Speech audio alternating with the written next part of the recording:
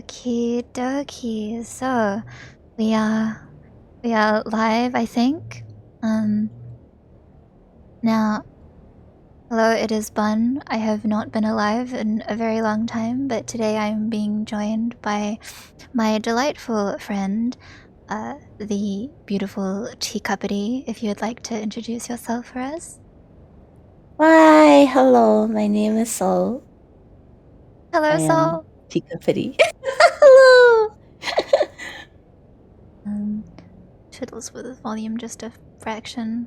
Well, I'm sure it doesn't matter. Sure, we'll be fine. As long as we can hear you, I think we're okay. And you, yes? Me. You? Okay. So, today we are playing the first of the two button scenarios. This one is called The Cold Village. It is a side story. It is a clay-based side story, Mr. Turt. And so we'll be mostly seeing clay today. However, we are being joined by a delightful new face. It is Mr. Noah. Now, if you would be happy to give us a little rundown about Noah, let's get to meet him. Sure. So this is Noah Spell, Mr. 23-year-old self-proclaimed detective. So he runs a kind of like a freelance detective agency kind of thing in the city. He doesn't get many customers. A lot of his funding is from like his childhood best friend, who's like kind of loaded. But you know, like he picks up basically whatever cases he wants, and he just kind of rolls with it. He's kind of a laid back guy, a little slovenly. He doesn't like suits, but he's wearing one today because it's a special occasion, I guess. I'm so sorry. No, that is perfectly fine. Why are you apologizing? Because I drew him. Raise his hand. Always No, ruin him. no. He will wear suits. I mean, when he has to wear a suit to work, right? So it's fine. But I can't say he's happy to be in a suit, but he will wear it. Yeah. So that's kind of Noah. He's here to have a party. Yeah. Yeah. Oh, should I maybe introduce his Emachlor stats? Oh, Totally yeah, forgot sure. about that. Anything you think is good to Yeah. talk about. So his surface emotion is sloth, which is a desire. His under emotion is good and evil, which is an ideal, and then his root is regret, wound. Regret. Regret. Regret, yes.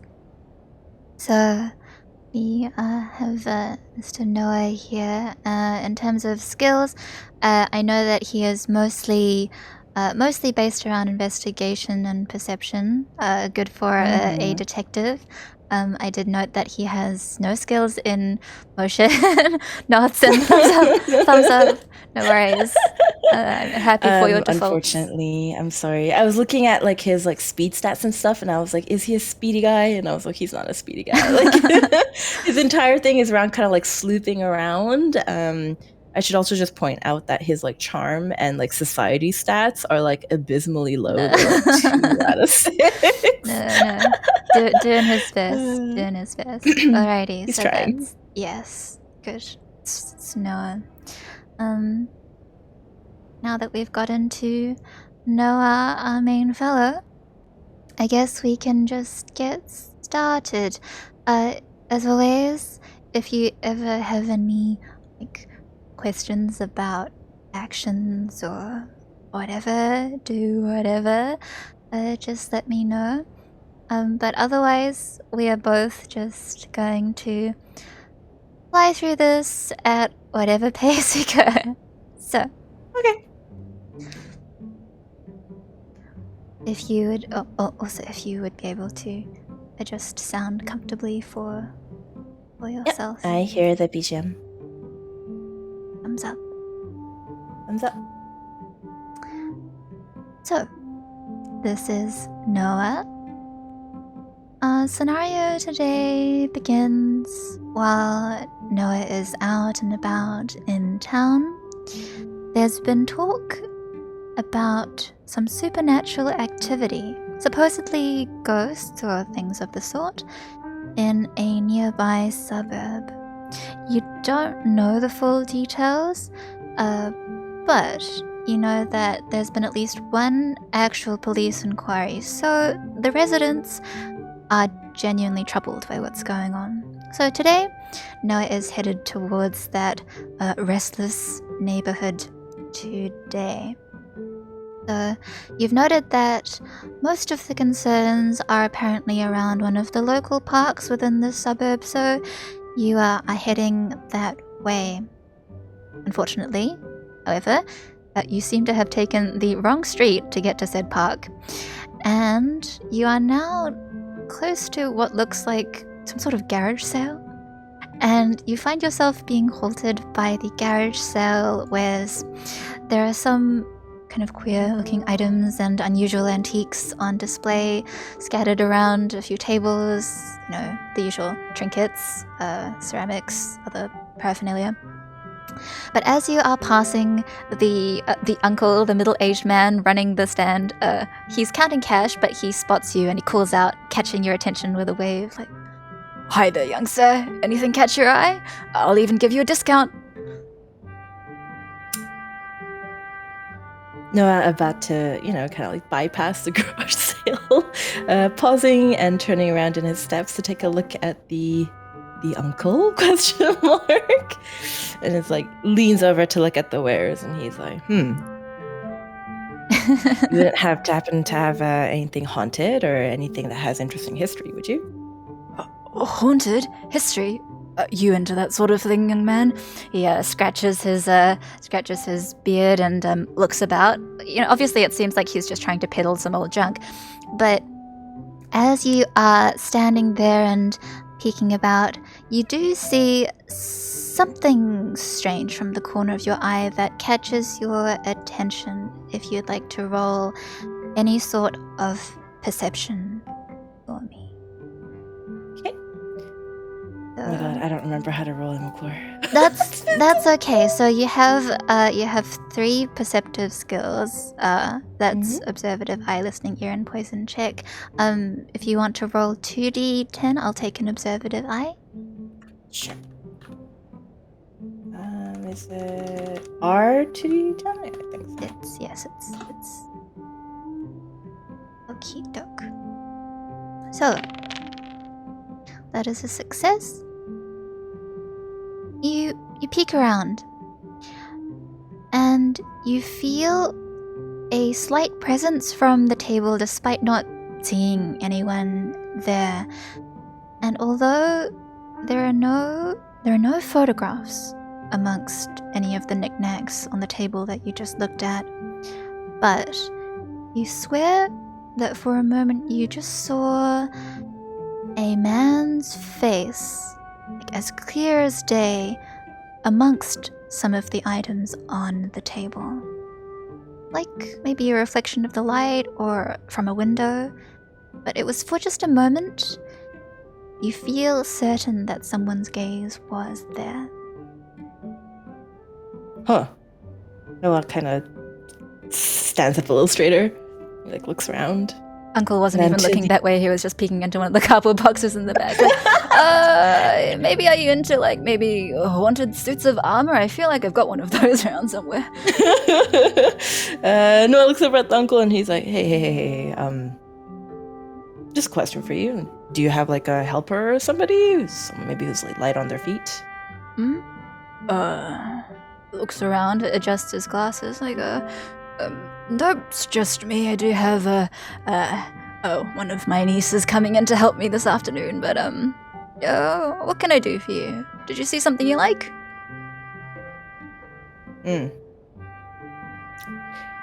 Is there a skill or something that I can roll to try to figure out like the face? Like, was it from like an item, or was it kind of like he was like there was somebody like actually standing there? You can search the table for items if you like. Okay. Why don't we do a I don't know, just a general like what can I even use here? Maybe I'll just do like a intuition, maybe? You can. I'm also happy for another observative eye.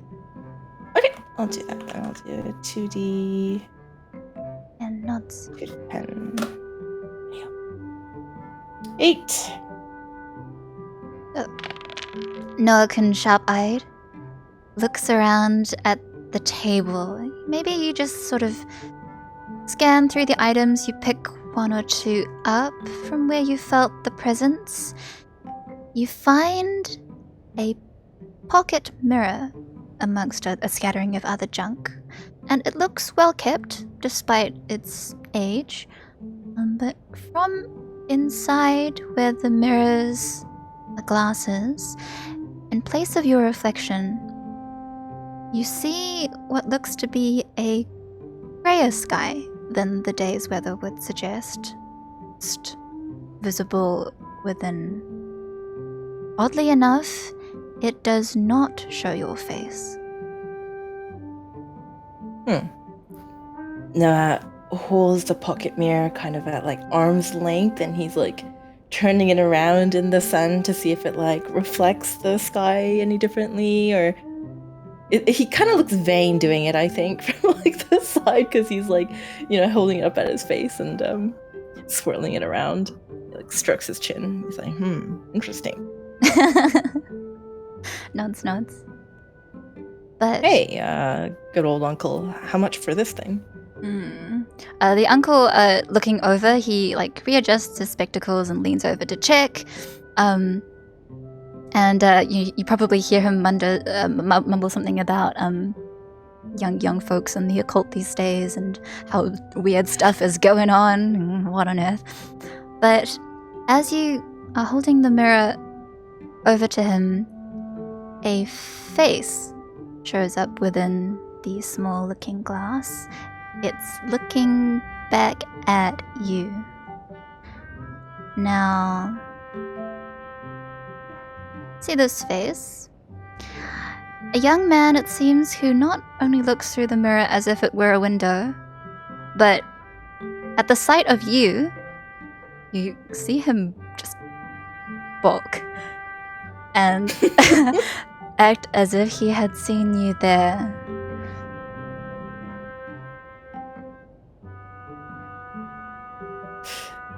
And what is our good old peddling uncle doing right now? He's also watching you in the mirror, but he's just kind of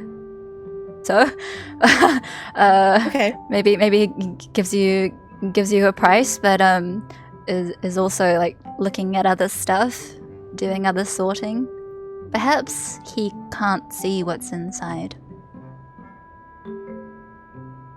Noah just looks at the pocket mirror for a moment, and can you describe the pocket mirror for me?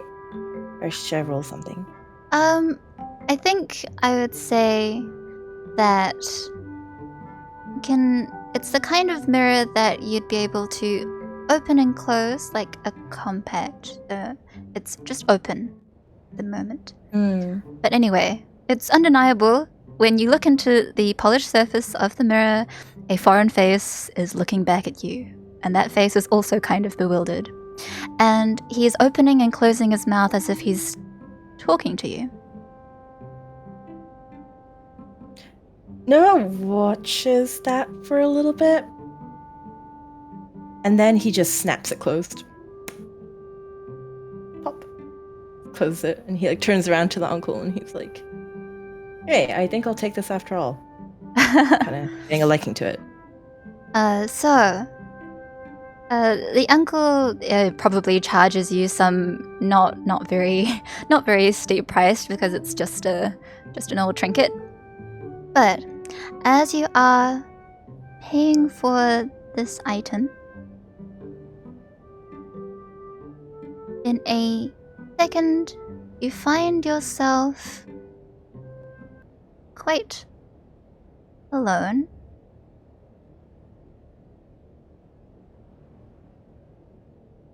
Away from the suburban bustle and the uncle and his garage sale.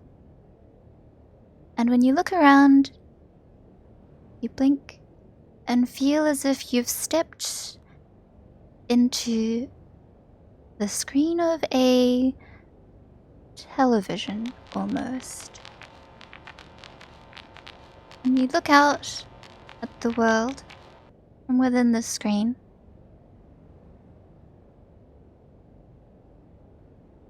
And it looks like a colorful and vibrant world. But you are greeted by this face. In full clarity and size, but you are looking out at it. And kind of like the radio coming into range, you hear voices begin to follow. Granny? You hear this voice coming into focus from the distance, and it gains clarity fairly quickly. I think there's something wrong with your mirror. I can see something in it. Do you happen to have a ghost in the house again?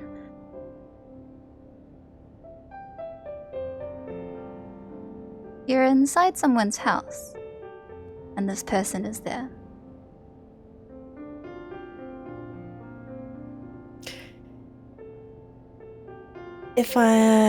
Can I maybe do like an observative eye in the surroundings, see what I can see out of my little area, I guess?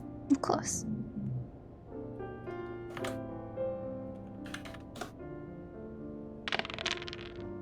So that is a success. You find that you're peering out at this world through a screen. You've got a better view of the world. You're at someone's house. It's a wooden building from some rural area.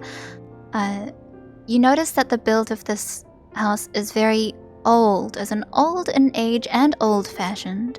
Something you might have seen like 100 years ago or more. And then you see this youth who is standing near the mirror, and an elderly woman he is speaking to. They're both dressed in clothing that you wouldn't see in the present day either.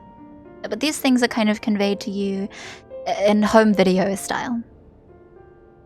Like it's a little grainy or staticky kind of?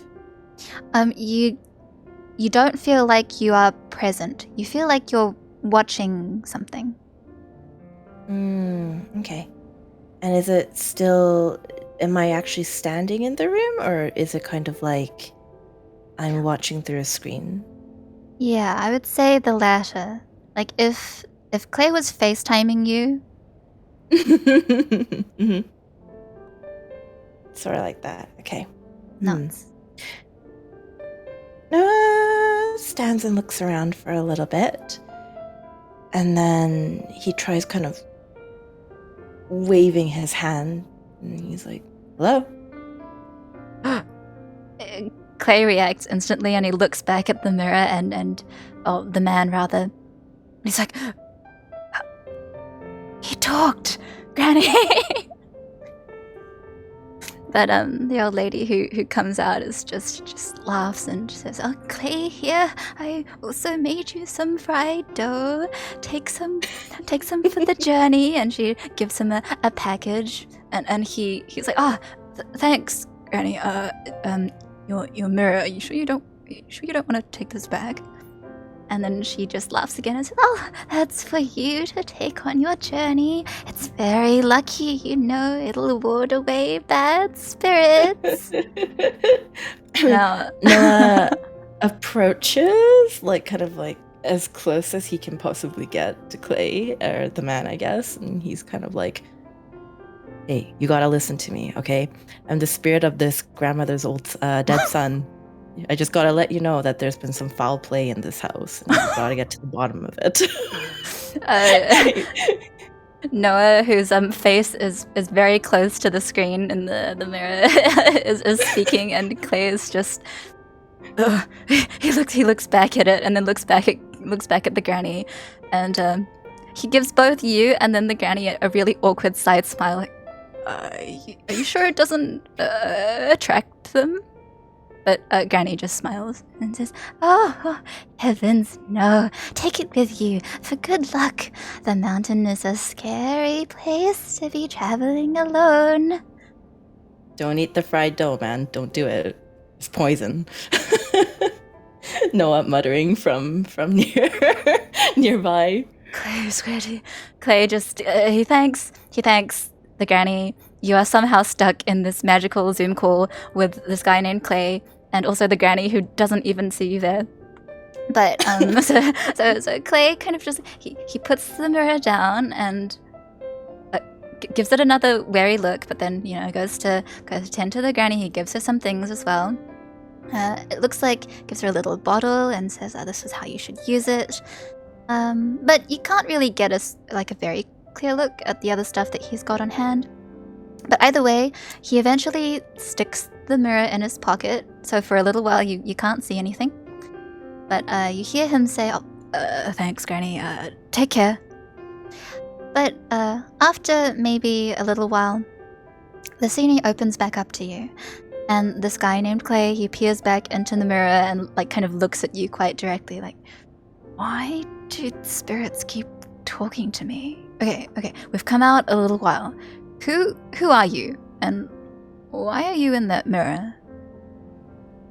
Maybe if you listened to us spirits, we wouldn't bother you so much.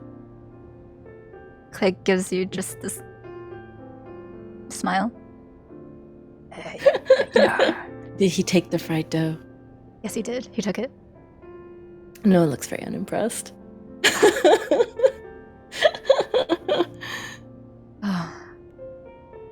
Sighs. But he's going for a walk, so you see that the scenery is sort of moving around slightly behind him. Yeah, Noah looks around and he's like, "Oh, nice place." Yeah. It's this is just the village where I'm from. He kind of pauses and then says, I'm Clay. Do you have a name? Noah considers it, and then he's yeah, Noah. Good to meet you. Good to meet you too.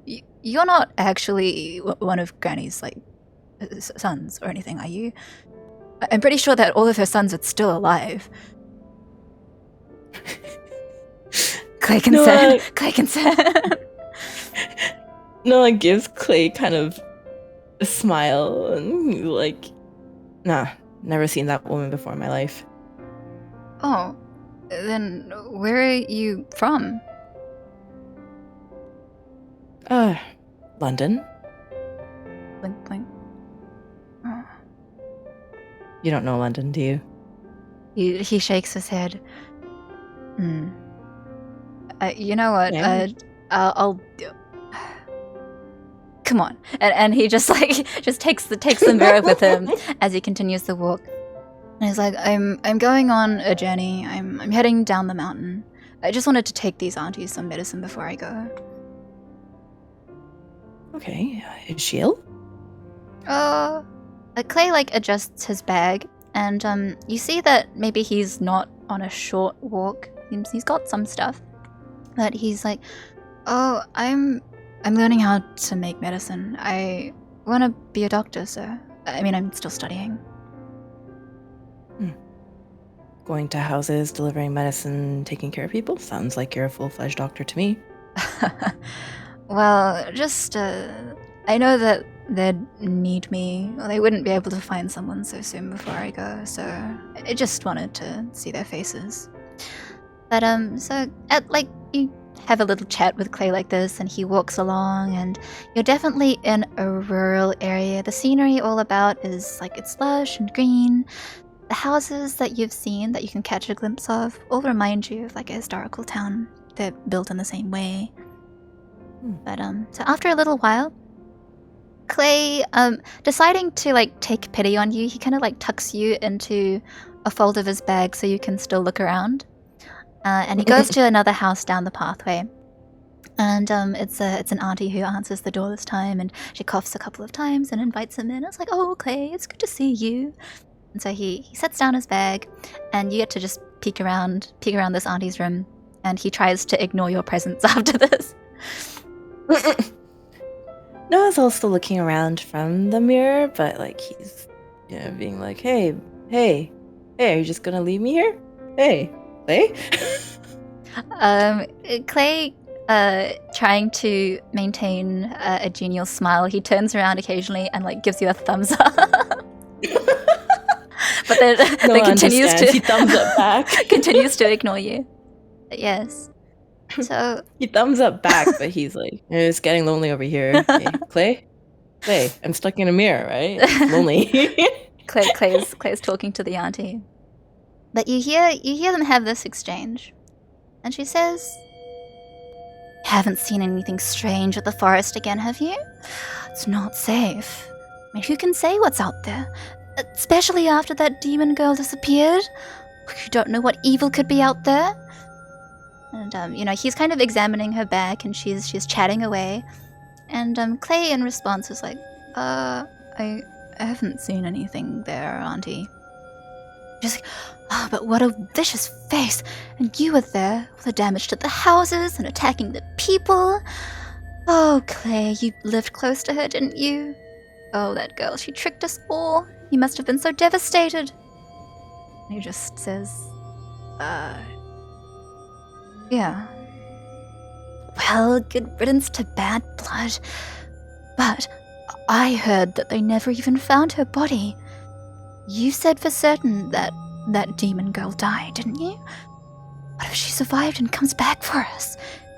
You're sure, aren't you? And he says, yeah. Yes, she died.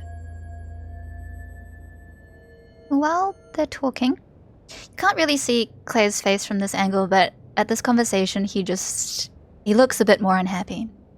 So when it's time to go, he just kind of picks up his things and rearranges you to get a better look out, and then just stashes away his other belongings and begins to head towards the door.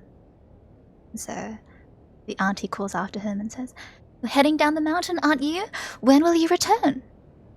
I don't know, auntie." "I see. Well, be careful. I heard some strange news about so-and-so village nearby." "What's that?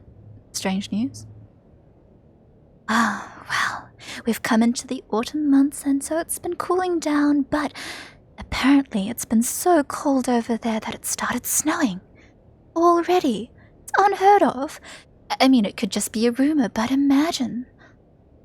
I see. Thanks for letting me know, auntie. Take care. Goodbye." Like this, Clay kind of just leaves the house, and he might have closed the mirror for a few moments there, but upon opening it again, you are walking away from the house.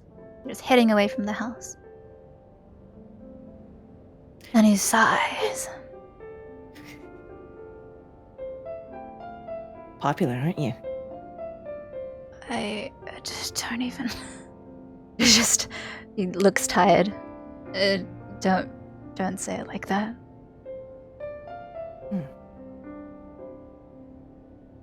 You have demons in your village? Kind of pauses and says, "Can't say that they're commonplace, but admittedly, there has been some pretty shady stuff going on." But he just kind of sighs, and he runs a hand through his hair and says, "It's snowing this time of year? Maybe I'll just stop by that direction, see what's going on."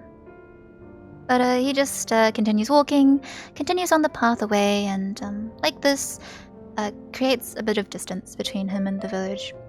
And while he's gone a little while further, Clay begins to like hold up the mirror to show you the various mountain sights and the scenery along the way.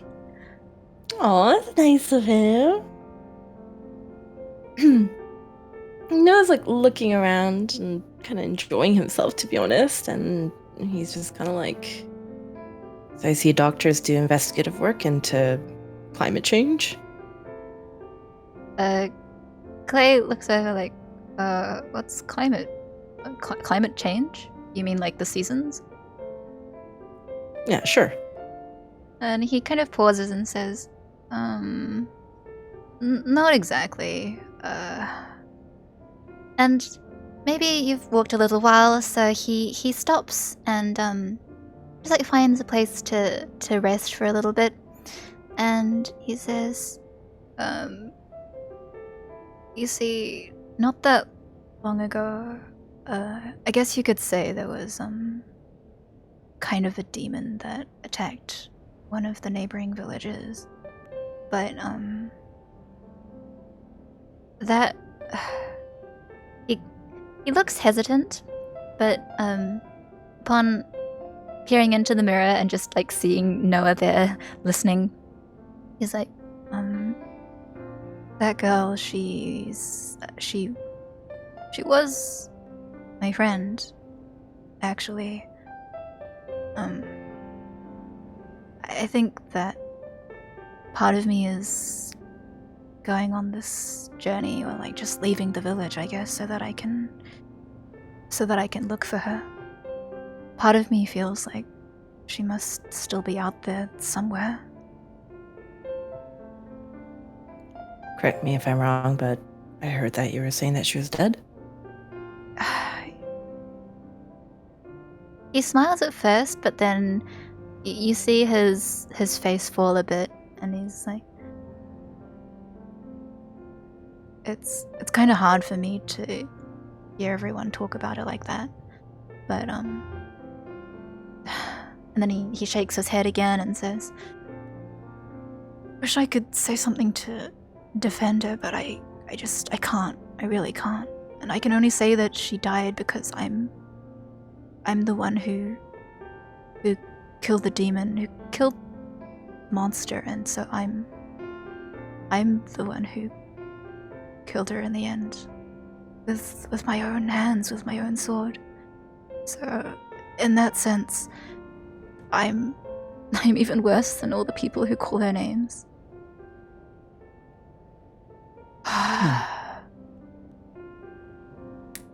Doctors have it complicated here, huh?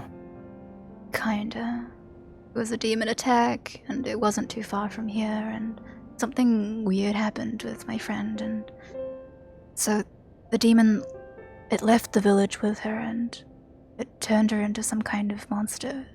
So naturally, everyone blamed her for what happened, because of... Yeah. Sorry. It's kind of complicated. But yeah, that sounds like it. Yeah. He stretches a bit and looks up at the sky and says, well, you know, I wanted to take this opportunity to go out too, and sorry, it's kind of a relief to talk about it like this. You know, everyone believed that she must have been evil, so I just haven't really had anyone to talk to. It's easier to call something evil than to understand it, right? Yeah, and I mean, my father taught me how to use a sword, and so I always thought that I was going to use it to do good, but now I guess I feel like I don't know what was good, or, you know? Well, did you use the sword because you were trying to protect something? I mean, yeah, but I don't know if that's what actually happened.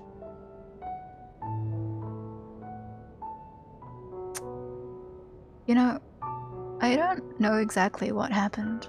It was like she knew what that demon was. Like she could speak to it or something. And so I think that it left the village alone because of her. But at the same time, yeah. Well, I kept going to her house after what happened just to, like, see if she was in or just, like, she would be there or something, but she's gone now. I need to get out. Need to go somewhere else. Well, I mean, I guess I'm stuck in a mirror with you right now, so... You know, back home, I do this detective thing. It's investigative work. So maybe I'll be of some help. Why don't you take me along? I guess it's not that bad having someone to talk to, even if it is a ghost. You're like a ghost from the future too, right? I don't know. When is this? He just kind of waves a hand and is like, I met another one before. I don't know where you guys keep coming from. But he just he smiles it off, and eventually Clay gets up and is like, you know, since you're here, might as well take the scenic route. I am curious about that village that the auntie was talking about, though. I've never seen anyone get snow at this time of year. What month is it? Right now. We'll just say that it's like good summer end / autumn. So, Okay. it's definitely Like not August. snowing weather. Okay. I guess it's not necessarily August, depending where in the world you are, but... Okay, gotcha. So as you're walking, Clay's also like, so Noah, why don't you tell me about yourself as well? Oh, me? I don't know if there's anything interesting to say about myself. Well, you know, he kind of like goes deep into thought. And then he kind of tentatively offers, he's like, I like shrimp. Clay's just like, oh yeah, I do too. Though it's pretty hard to come by here in the mountains. You have to go pretty far to get it. Nods. Yeah.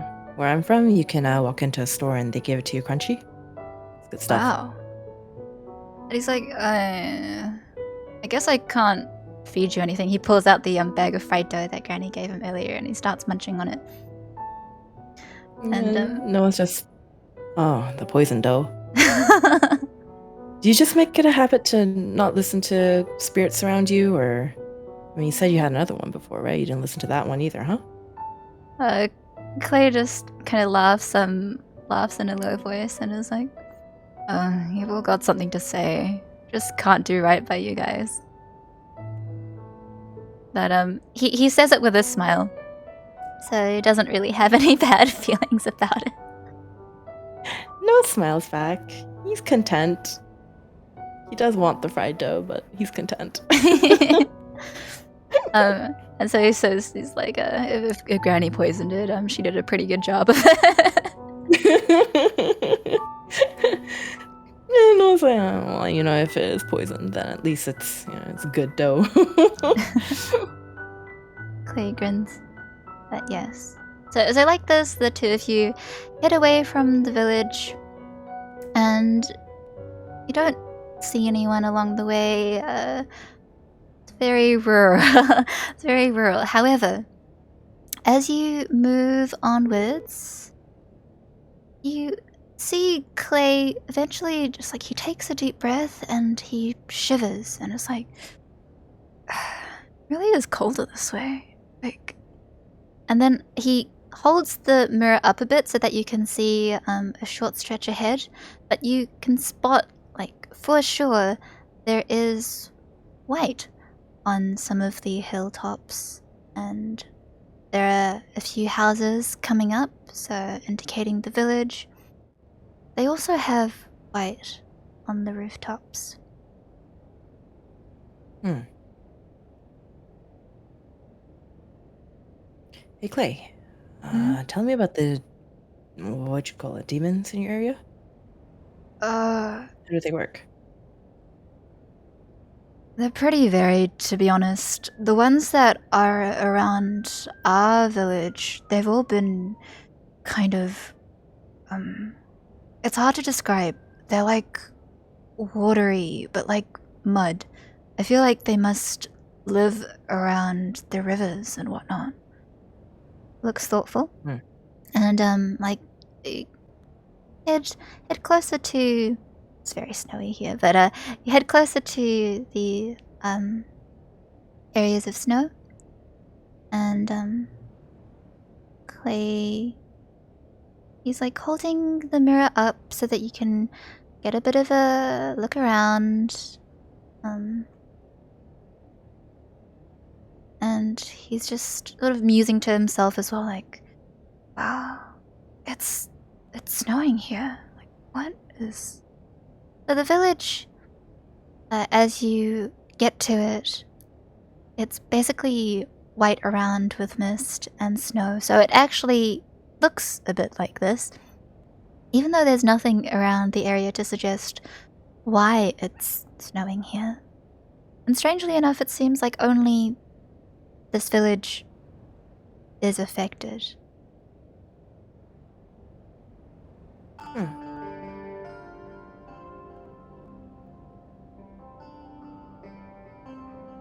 Judging from your reaction, it sounds like it doesn't snow in small patches in this area. I mean, if it was going to snow, you'd think that it would snow higher up in the mountain, but and then he like holds the mirror right up so that you can see towards the mountain as it goes higher. But it's just this village that is snowing, and it's still snowing right now. But yeah, until you had reached this area, the temperature, just looking around, had seemed quite tepid. But so Clay, he soon arrives within the village bounds and is like, I'm gonna check this place out. I hadn't been this way in a while. Actually, I haven't been going to many places since everything happened, but I'm pretty out of touch with any news this way. So the snow is now just falling slowly around you. It's frosting the edges of the mirror and screen. And you don't see anyone in immediate sight. But as you go into the village, a couple of kids, like jostling and nudging each other, scamper past. Hmm.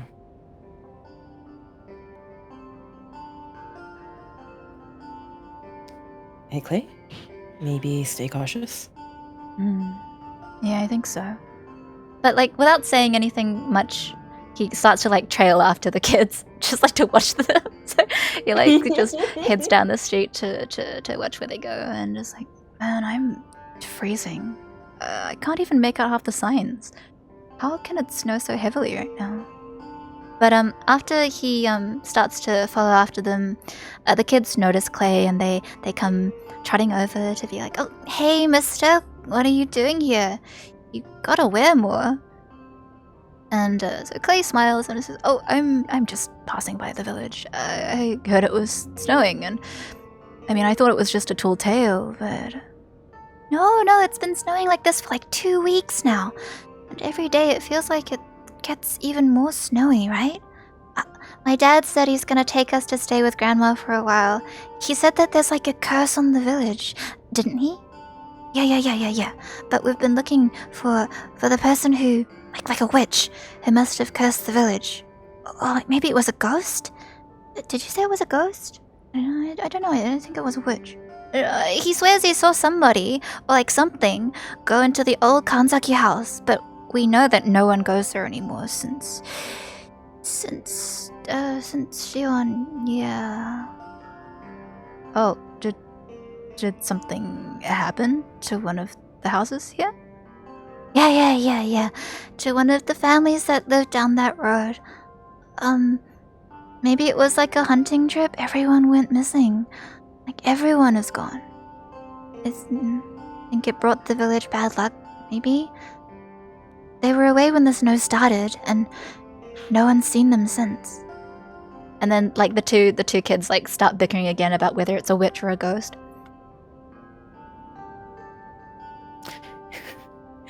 No, kind of side glances, I guess, around, and he's like, any chance one of your demons could make it snow? Clay kind of whispers back, like, I've never heard of anything like that before. But he turns back to the kids, like, yeah, could you maybe tell us which house that was? Maybe I'll go check it out, like, if it's empty. And they just, like, point down the road, and they say, there's no one living in that one, so you'll probably know. But before you can say much more, a man coming by extends a hand to the boys, like, oh, time to go. I told you not to go off too far. And the two of them scurry away and say, oh, bye, mister, don't get haunted. And you mean cursed. No, it's a ghost. No, it's a witch. So they begin to walk away and soon fade into the dusty white of the street. And Clay just, like, he brushes off the top of the mirror and looks around the otherwise empty street.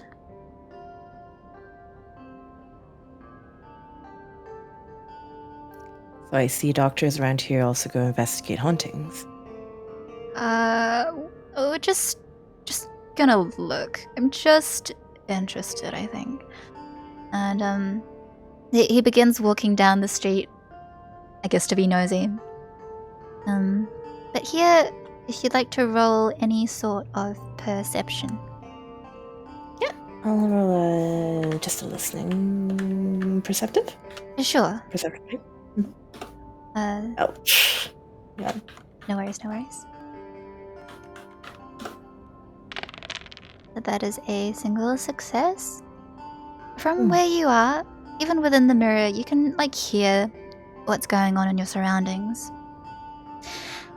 And you, in your Zoom screen, you listen keenly for a few moments, and you can hear what seems to be a strange sound coming distantly from down the road. Can't really tell if it's like a human or maybe some kind of animal. It could be either.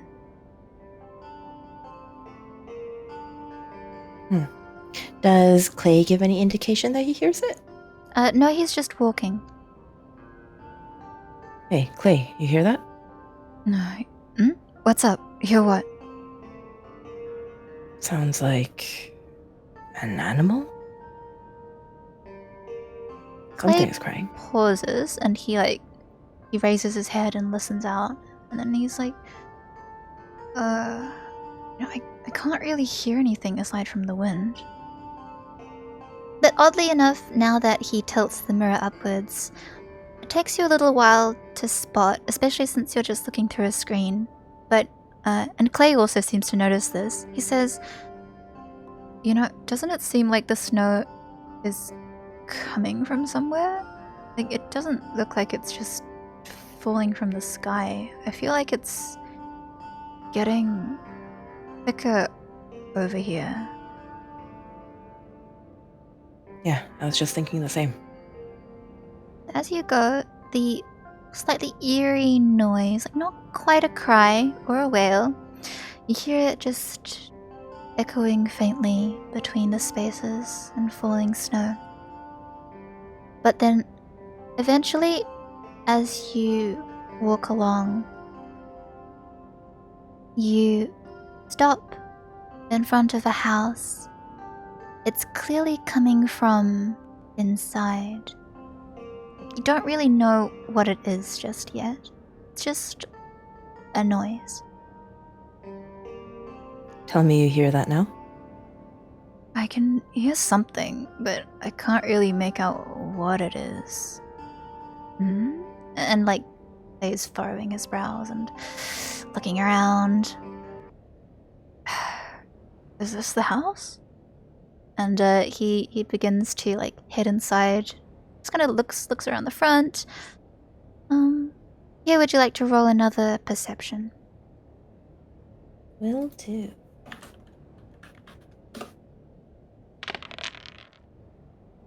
So perhaps you cast eyes around. Snow-laden as every other building on the street is, you can see from the scant footsteps that no one has come or gone inside the house, judging from the state of the ground, in quite a while. You see that there are signs that someone has gone to stand near the fence and then left again without entering. But you kind of just get the impression that someone's inside.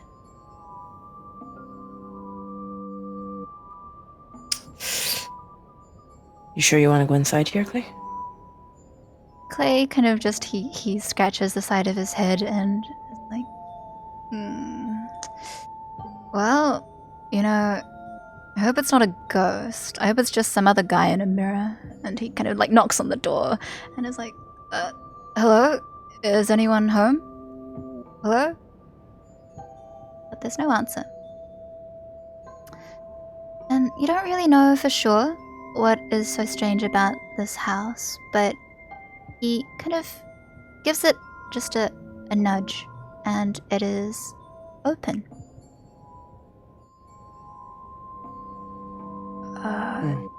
Door's open. Hello? So with a slow creak, Clay opens the door, just like to get a look inside at first. Hello, is anyone home?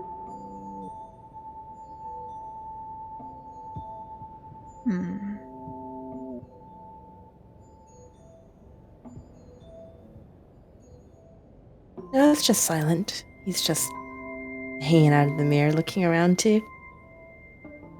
There's something about this house that makes even you feel cold. And you get a strange feeling watching this from your Zoom screen. And despite just being like an onlooker, you feel like whatever voice is inside is it's calling to you, perhaps as much as it's calling to Clay. And so, just like opting to bite the bullet, Clay takes a step inside the house. And then he also he holds up the mirror so that you can peer around. Would you like to roll another perception roll for me? As always, anything is okay. Sounds good. So now it's just kind of standard looking around. Okay. So maybe nothing comes into immediate view because of the snow, and you peer around, but Clay also is he takes a moment to brush off the mirror and is like, I don't know, do you think that the snow's coming from here? It looks like the snow's coming from this house. Question for dealer. So it looks like the snow's coming from inside the house? It's not coming from inside the house, but you feel like the snow is being blown from this house into the sky and then out into the rest of the village.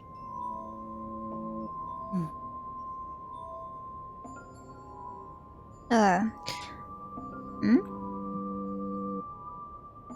go ahead.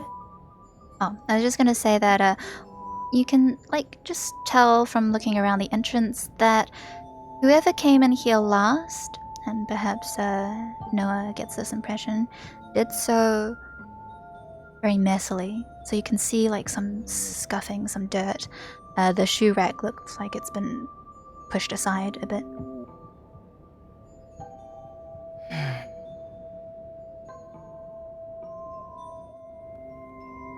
Not sure if I like this, Clay.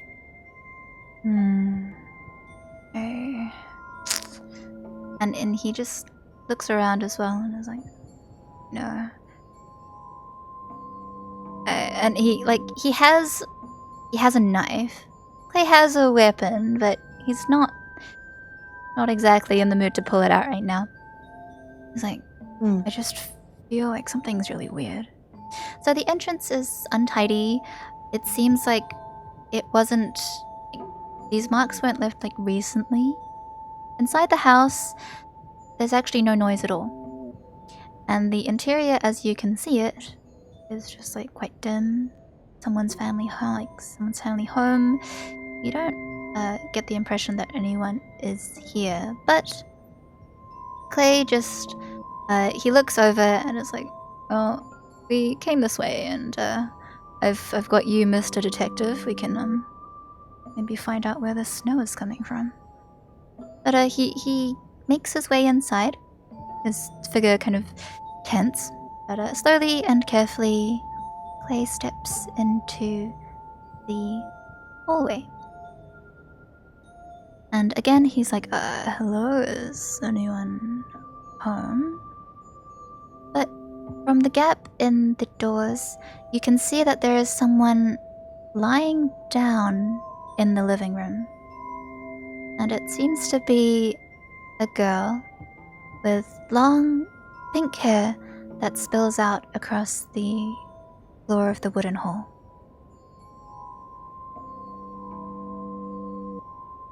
Noah pauses and he just goes, Clay. There. What is it? Where? Do you see in the living room? Where? And he looks over more clearly. He's like, I can't see anyone. No one's here. Now, the girl that you are able to see is here. And she's just lying on the floor. It's like, show me. Maybe it's like a spirit thing. You can't see anyone else inside, can you? Is she doing anything? Saying anything? Noah stands there looking. Can I roll a perception just around this girl? You don't have to. She's just unmoving. Yeah. She's just lying there unmoving. Can I see if her eyes are open or closed? They're closed. They're closed, and Clay doesn't seem to indicate that he can see her. Clay can't seem to see her. So even if you try to capture the girl's reflection, like in your mirror, you try to maneuver it, Clay still can't seem to see her. However, as he approaches the figure, as he approaches the area where you say that she is, her eyes do open, and she makes eye contact with you. That friend of yours that you said disappeared. Pink hair, red clothes. Ring a bell? My friend, Are you saying there's someone like that here? You saying she's here? But at the same time, he's still like, what's going on? Is there another ghost? Like, hello? But so Clay tentatively reaches out, but just kind of can't find anything. Noah looks at the girl and he says, rude to be in someone else's house. Girl says nothing. She just kind of gazes over at you. But she begins to lift her hand up towards you. It reaches from you. But she doesn't seem to. It's like a very feeble action. She just slowly extends her hand toward you. And from your screen, strangely, you feel that if you reached out, you could probably take her hand. Noah doesn't hesitate. He just immediately kind of starts forward and tries to take her hand. You reach out. This time, you do indeed grasp onto the girl, the spirit, the ghost, whatever you think she is, grasp onto that hand, and it is very cold. It's as cold as ice. And the dull gaze that watches you seems to change, darkens, and like a vortex almost, you find yourself drawn, just pulled forward as if you had been sucked into the world of your screen.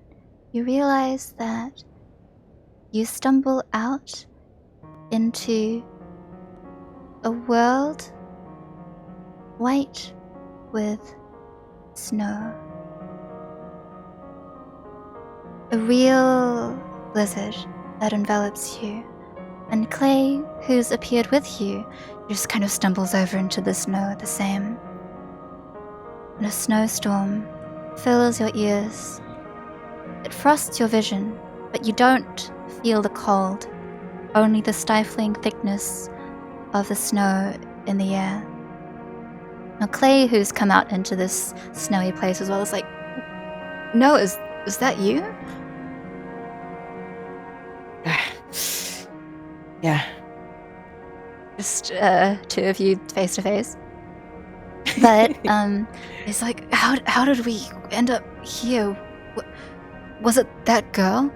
Wait, am I inside the mirror with you? And like he pats his clothes and is like, I don't have any stuff with me. My things are all gone. And like this, he's just like, he shivers and he checks forth a few steps. You can't really see anything. It's like, wherever we are, we're gonna freeze to death soon if we don't get out of the snow. Here, would you like to roll a quick perception for me? Investigate is also fine. I'll do 2d10. Okay, so, You like look around and you try to make sense of where you are, but with the weather like this, it's kind of too hard to tell. But it seems, at least, like you are currently close to a forest, but not too far ahead. You see the blur of some figures who are already in the snow. You see some people. So you see people here. Hey, Clay, I think there's people up ahead. Clay, like squinting up ahead, he begins to stumble forward with you. And you find that there is a little girl. She is hunched over and like curled into the snow. But someone familiar to you is also there. The pink-haired ghost, dressed in white and red, is also present. And she's quietly holding on to this small girl. And Clay, who's next to you, is like, I can see someone. Is that a girl? Wait, hey, are you okay? Can you hear me? And he runs over to where the little girl is, but the storm is getting kind of noisy. So this girl, she just at a glance, she's quite young. The one that's being held, she's small, maybe 7 or 8. She's hunched over and she is barely responsive, though she does seem to be alive. However, the one that she is with, the one in pink, she looks to you. She looks at you and says, "Can you help her?"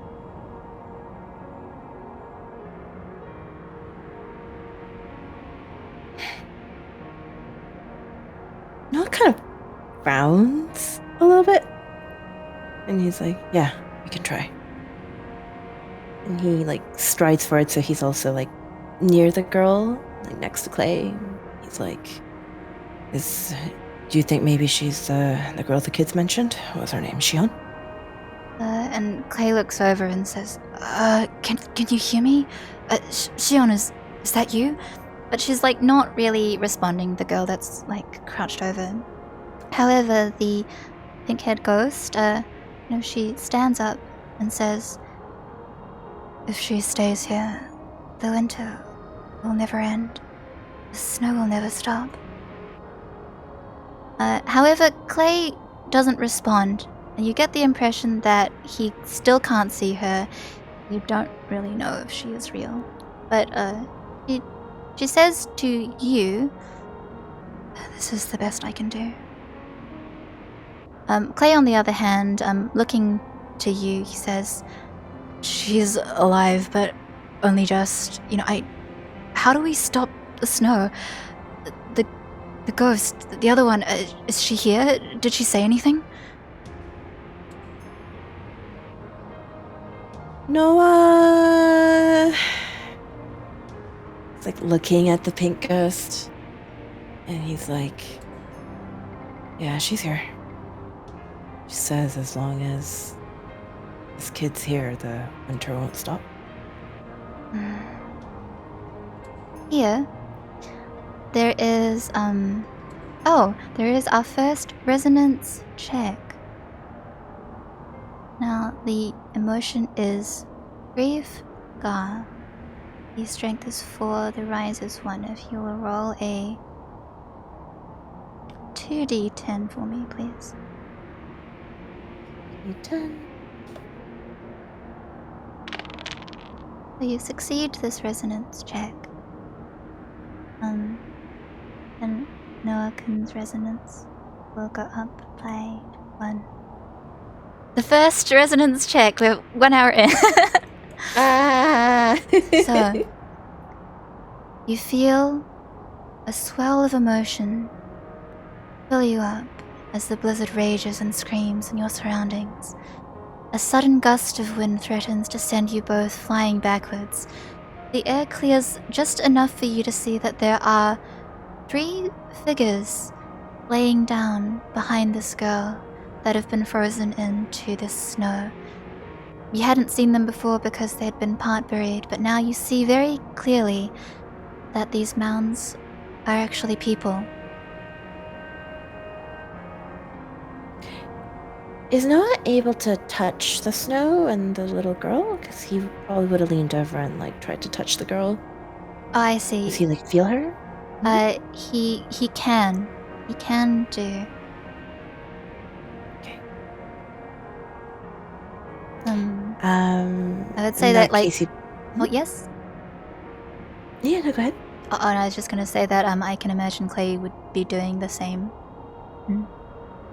In that case, then probably on his knees next to the little girl, and he takes off any jacket or outerwear that he might have, and he kind of tries to pick up the little girl and wrap her in it. And he's like, "Hey, Clay, over there, dude. There's people. Your family."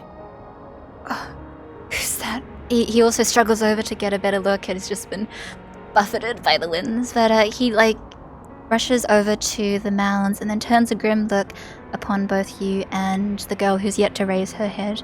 He's like, they're all dead. All of them. Is this her family? Wait. Now, he kind of leans over for a better look. Although at first it looks like they're all asleep and just frozen into the snow, it becomes apparent as he clears out their faces that there are splatters across these people that look kind of bloody, but mostly black. And you see trails of smudged gray that are at their mouths and eyes. And upon seeing this, Clay gives them a very anxious look, and he frowns and is like, I've seen this before. Where could they? But like this, you kind of watch Clay at their side, and the pink-haired ghost is turning to look at him. And there's a sad expression that is on her face, which has mostly been kind of stiff until now. But when she turns back to face you, she also crouches down with the small, hunched, half-frozen girl, and says, "Please, let them go. If you can break that flower away, they can be set free from here, and the snow will go with them." And this strange ghost, she points a finger to the figures, where When you look, you can see that atop one of their hands there is growing a flower. It is white, kind of crystalline. But there is a man, there is a woman, and there is a young boy. It's probably this girl's father, mother, and brother. And Clay, who's come back to you, is like, Noah, we should find a way out of here. Noah looks over at Clay and he's like, you stop moving around so much, you're gonna die of the cold. And he kind of like hoists the little girl into Clay's arms. He's like, here, take those. It's very difficult to move. He can only just kind of like crouch to shelter her. But nods. Yeah, and then Noah turns around to the pink ghost and he's like, have you been protecting them this entire time? She kind of...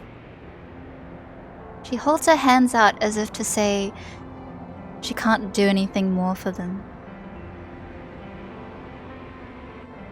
Noah looks at her do that and he reaches out a hand and can he touch her? No, he can't.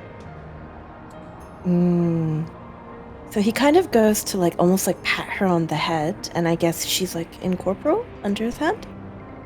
He can't feel her or anything, no. And he hovers his hand over her head and he kind of like mimics ruffling her on the head. And he's just like, good job. She's, she's silent, but nods. But yes. So you can remove these flowers. Yeah, so he like whirls around on his heel and then he just like goes to remove the flowers. He grabs one and he just yanks it. So you go to... So let's say Noah just goes towards the smallest figure. They look like the little girl. It's just a little boy. You reach for the flower that has wrapped itself around his wrist. It's also glass-like. It's also icy cold. Here there is a resonance check. The emotion is grief, scar. The strength is 5. Ooh. Grief, scar. So you can roll another... 3 3d10 this time. Because I succeeded last time. Yes, that's right. Ooh.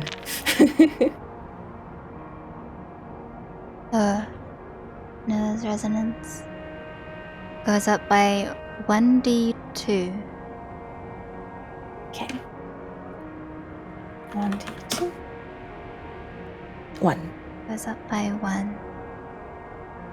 The flower shatters like glass in your hand, and as it disappears, a voice fills your ears and emotion ripples through your chest. The girl and her brother are together. They're firing arrows into the undergrowth. You see them picking flowers, playing with stones. The boy turns and smiles. He scratches the back of his head. The laughter fades, and it thrusts you back into the roaring storm.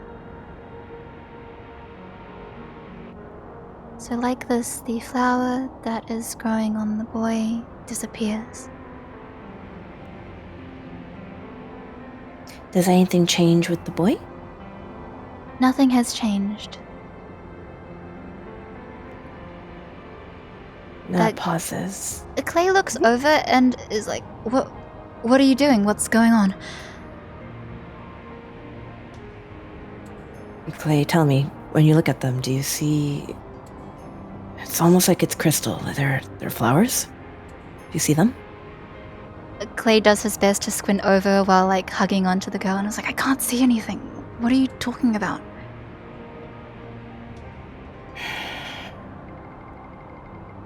Clay, who can't see anything, is just, frustration, frustration.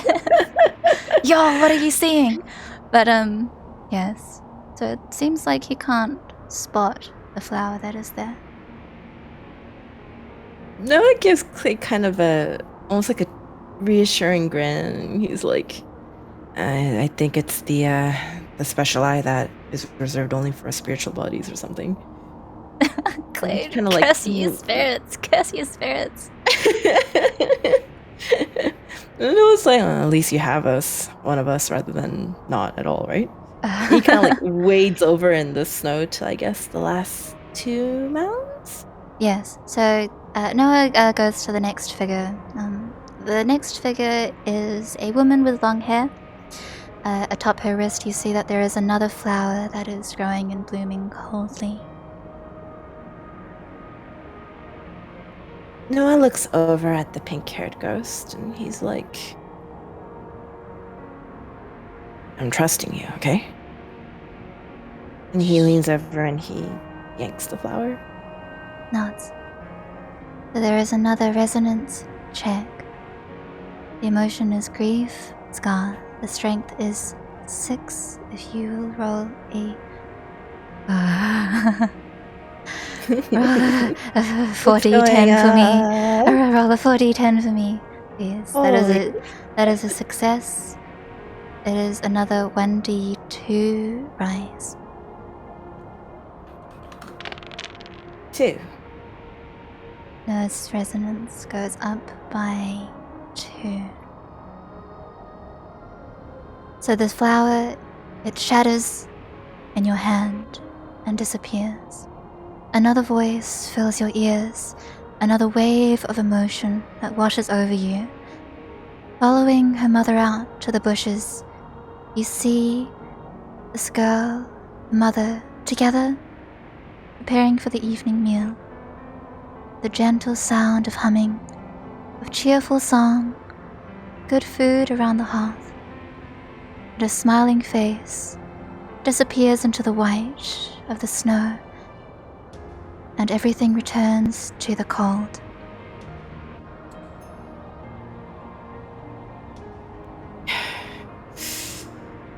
Damn, I kind of hate this. He looks over at Clay just to see how Clay's doing.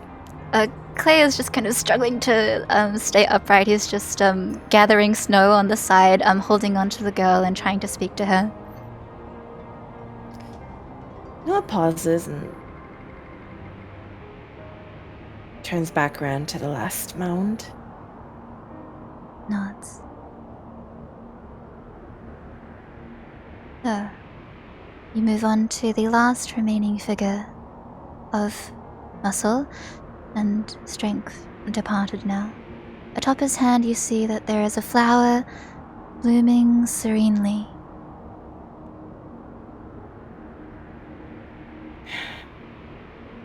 Noah lets out a sigh. Then he leans forward and grabs the last flower. There is another resonance check. The emotion is grief, scar. This time the strength is 7. You're rolling a 60. Yeah, no worries. If you'll roll 1d2 rise for me. 8. As resonance goes up by 2. Oof. The flower shatters in your hand. A voice calls in the back of your mind, casts a familiar shadow in your heart. An intimidating figure walks closer. His clothing is bulky, there's a weapon slung on his back.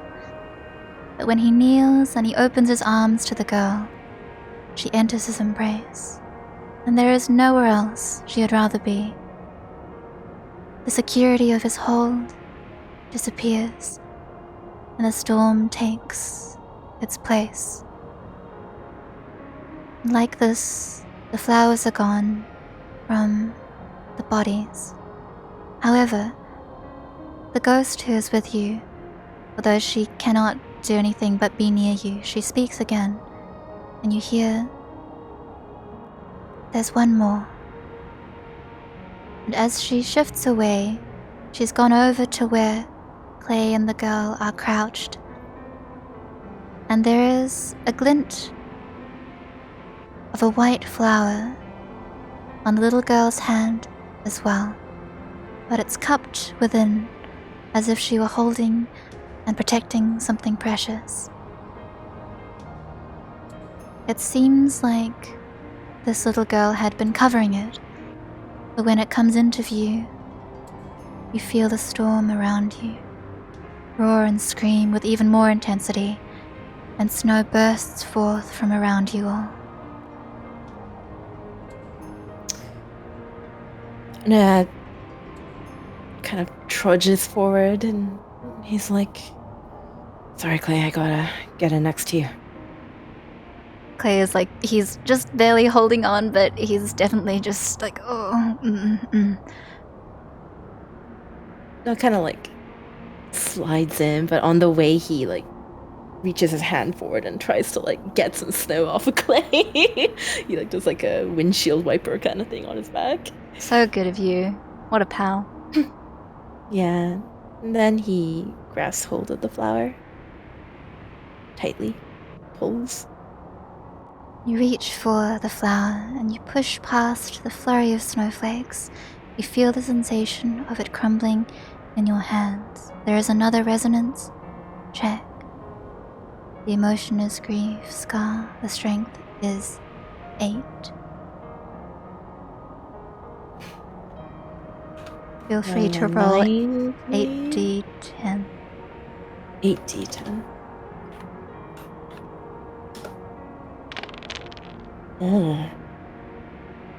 So your resonance will go up by 1d2. D2. 1.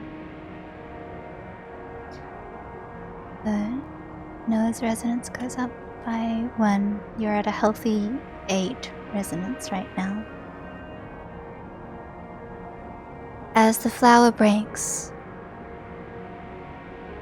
it's dark.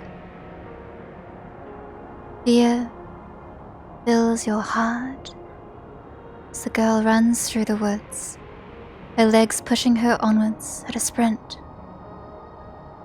The creature is breaking and she sees it, a dark fluid seeping from its mouth, a pool of not blood but something akin to tar leaving from every orifice. Behind it, there lay collapsed the bodies of her entire family. The blackness moves towards her, the sound of drowned crying leaking out at every step, every movement forward, but she cannot hide, she cannot leave them. But when the emotion fades, the scattering of something red passes with it, resembling not snow, but flower petals. And as this flower disappears, the storm is over. As the whirlwind of snow and sleet subsides, you see that the figure, the girl, her family, all of them have vanished. But Clay seems to be on the verge of passing out. But you hear the pink-haired ghost speaking to you and say, "Thank you. You did well." And slowly she holds her hand out to you again. Now I've kind of crouched there and he like notices that Clay is almost passing out, and so he kind of like puts an arm around Clay to kind of like try to pull him in. And then I guess he sees the ghost's hand, so he's just like reaches out at her and he's like, "Get us out of here." Grabs her hand. When you take it, you find yourself coming to all of a sudden, just as if waking up. you find yourself in your Zoom screen. And you are waking here, but looking around, you're definitely back inside the house that you had entered. And Clay, who is kind of on the floor, kind of starts to rise. You hear him groaning, and it's like, what on earth? No, are you still there? And he picks up the mirror and looks in. Oh yeah, I'm back in the mirror though. You okay? Oh, I'm fine. But as he is regaining his bearings, looking around, you hear him just, the girl! And laying in the same position as the ghost had been doing, you see that the young girl from that snowstorm is on the floor and with you. This time in person for the both of you to see. And her eyes are closed. Is the girl alive?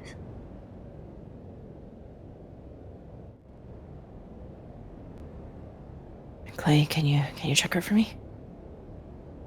Would you like to roll a 1d10 for me, please? Sure. 10.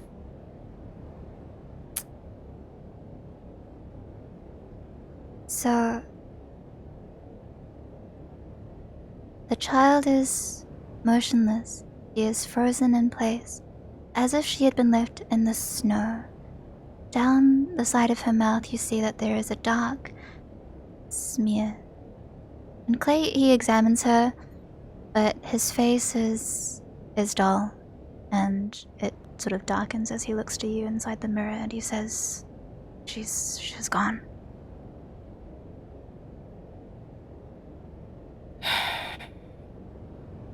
I see. But outside, the snow has stopped falling. Clay, after all of this happens, and the two of you perhaps take a moment to delve into what you saw, what you did. He takes the child to the nearest family home to kind of explain what had happened and how he had found her. Not so much their experience in the strange snow place, but that this is how he had been found inside the home. But with the snow stopped, the village didn't feel quite as cold anymore. There are only signs that she had crawled into the family house alone. There's no one else that was found. But he kind of leaves the rest to the community who knows her and the family. And the rumors of the family's loss kind of get confirmed in this process. He looks a little bitter that she hadn't been able to make it, and he just stares down at the snowy ground in silence for a while. But eventually you begin to leave the village, leave this town with Clay. And he sighs, scratches his head, looks kinda troubled.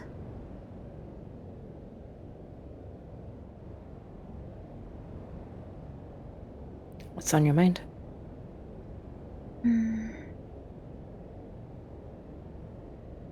And takes a moment to just sneeze and then look back. But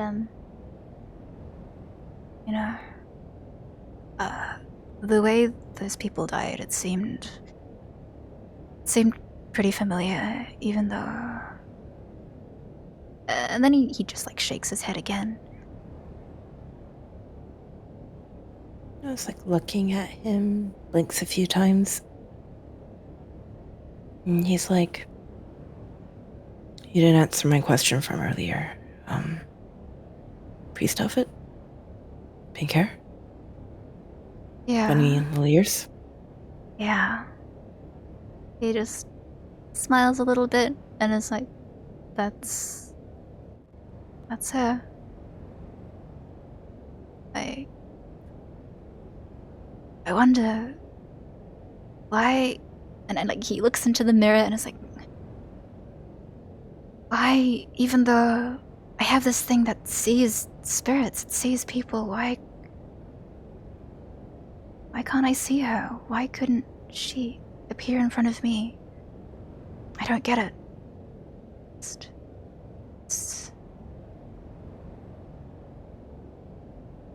I don't really know. All of this is so confusing.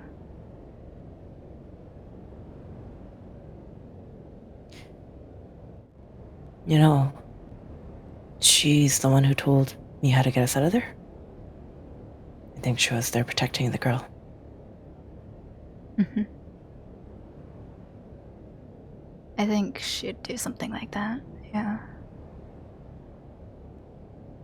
And he just takes a moment to smile to himself, and he scratches his head and is like,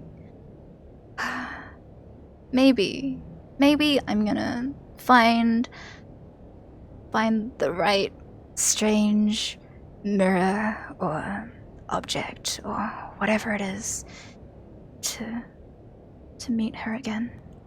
Who knows? It might happen. Laughs a little bit. And he's like, she seemed a little trapped herself. Clay stops smiling and he's like, you think so? How come?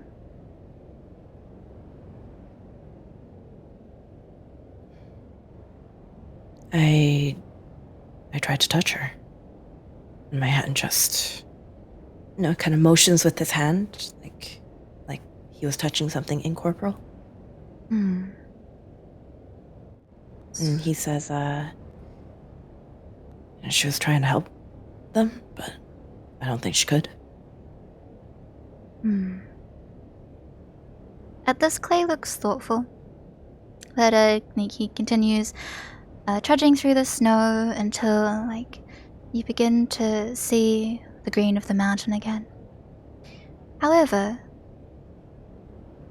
it occurs to you that there is a strange feeling, even from within the mirror. And from where you are, you realize that you are not alone, as if there was something present, something else within this mirror. And while you are paused, as if frozen in place, Clay stops in his tracks and he looks into the mirror and says, I guess this mirror wasn't such a fluke after all. I mean, you could say the evil was watered away and whatever. I'll have to tell Granny about it. And he's like, oh, what's up, Noah? But you can't speak. You feel yourself frozen in place as a small, pale hand reaches over to block your vision from the side. But just before the screen disappears, you see peering forth a pair of clear, red eyes.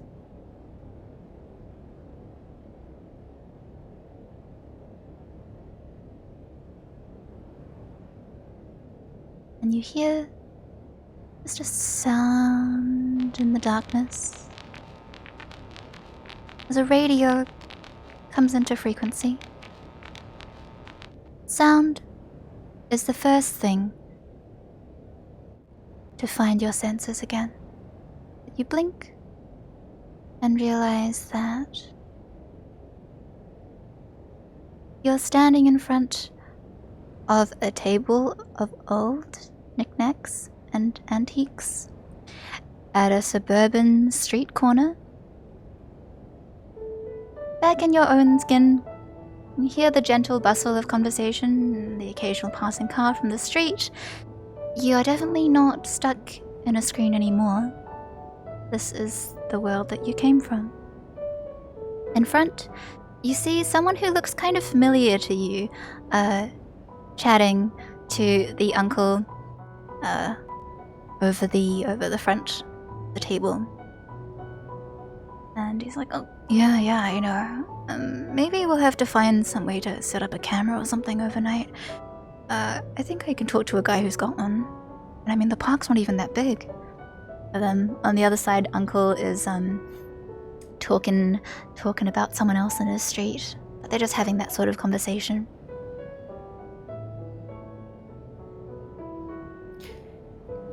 Noah looks over and then he kind of just like looks around on the table and he like, dealer, tell me what is one random small knickknack on the table that is in arm's reach for Noah? A small metal elephant. Okay. Nods. So, it looks a little bit rusty.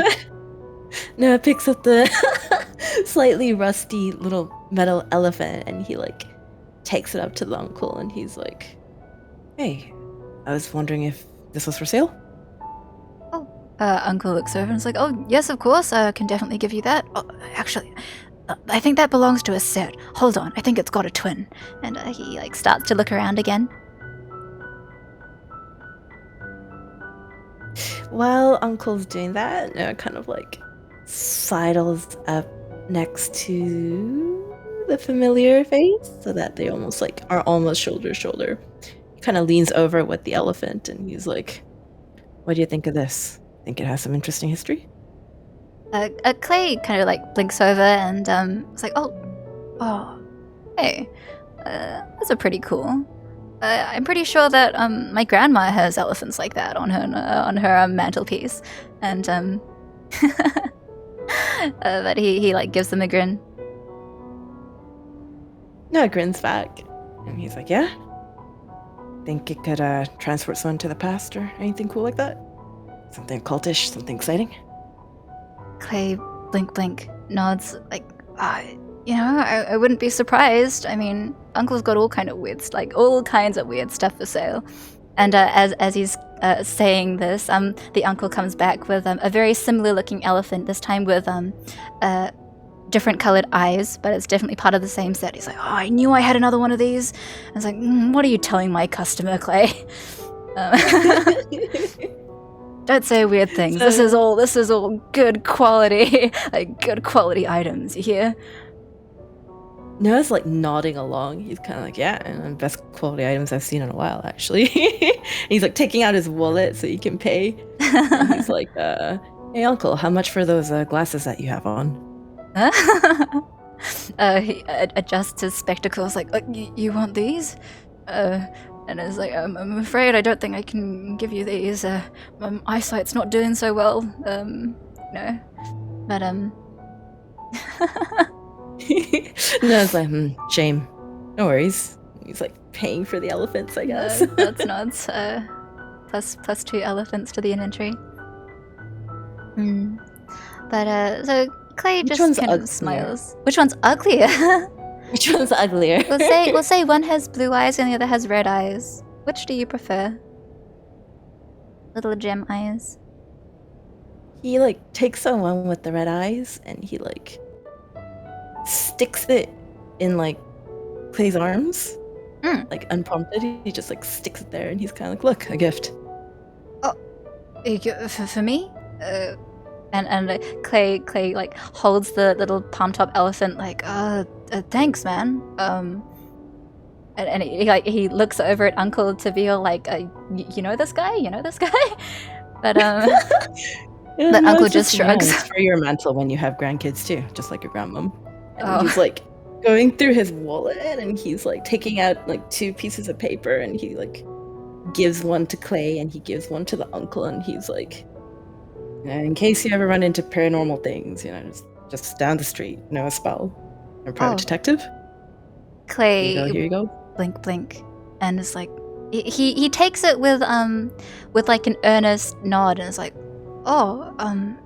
thanks. I mean, maybe this is what we need, right? But he then catches sight of the time on his phone and is like, "Oh, gotta head off. I'll see you around. Thanks for the elephant, man." And he like pockets it and then he dashes away. No ways. He's like, cheers. So, like this, you've gained some funny objects, your mirror and also your elephant. But although it all seems like it was a bit of a strange dream, you feel like your experience with this mirror was more than just a wild illusion. Like Clay from the past, from this other mirror world, said, perhaps it really is a spiritual object of some sort. And you think that it could reveal to you other strange happenings, just like as a passing thought. But for now, when you open it up to look inside, only your face peers back at you. No matter what angle you try looking at the mirror in, no matter what kind of light you use. Perhaps you're able to return to your body here because something else went inside, but you don't really know, and it's too soon to say. And no matter how long you look into the mirror, today only your reflection gazes back in return. Here we reach the end of our scenario, the Cold Village, a Clay side story. Thank you for playing, Miss Sweet. I was like walking down the street with like looking at the mirror, and he's like fixing his hair in it, and he like grins and closes it. Goes on whistling. He's having a good day. Oh, I'm glad. That scoops Overall, a you. good day. Oh, that's the end of our part 1. So I'm going to yes, let us crawl back to our other screen.